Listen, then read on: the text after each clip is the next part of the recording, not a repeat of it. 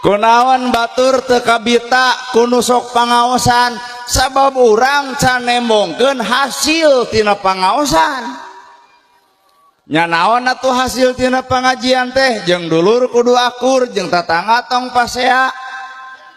Ka inung bapa teu boleh hormat, ka salaki teu boleh patuh jeung taat.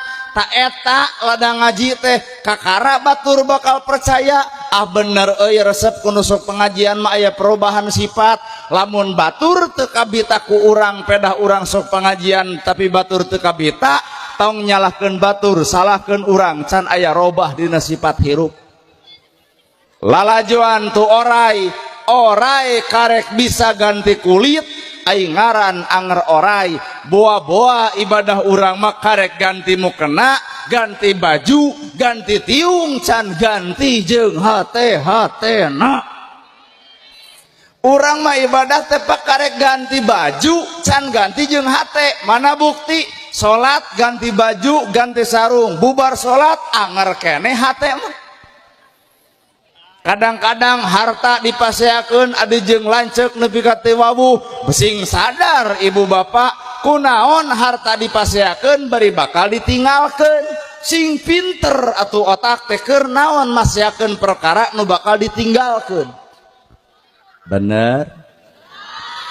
Sanyaah-nyaahna bapak kana harta keukeuh maot mah teu milu.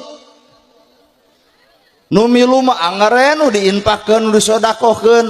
Sanyaah-nyaahna bapak ka pamajikan anger, bapak maot mah pamajikan moal ngiring.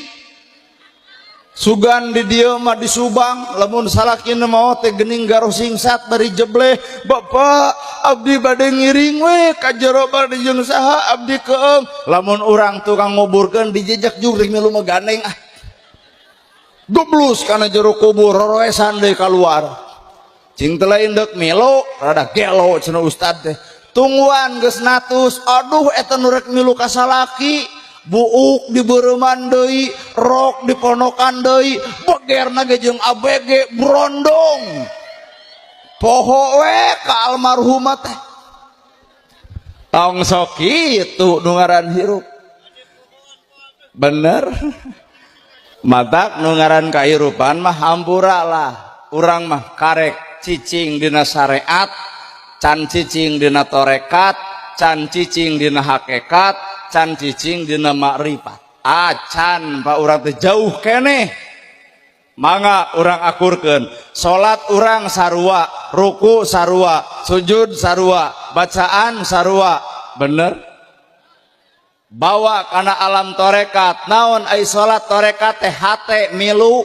Lamun keur takbir Allahu Akbar, Allah nu Maha Agung, aku Allah nu Maha Agung, berarti hate kasombongan tong dikukut.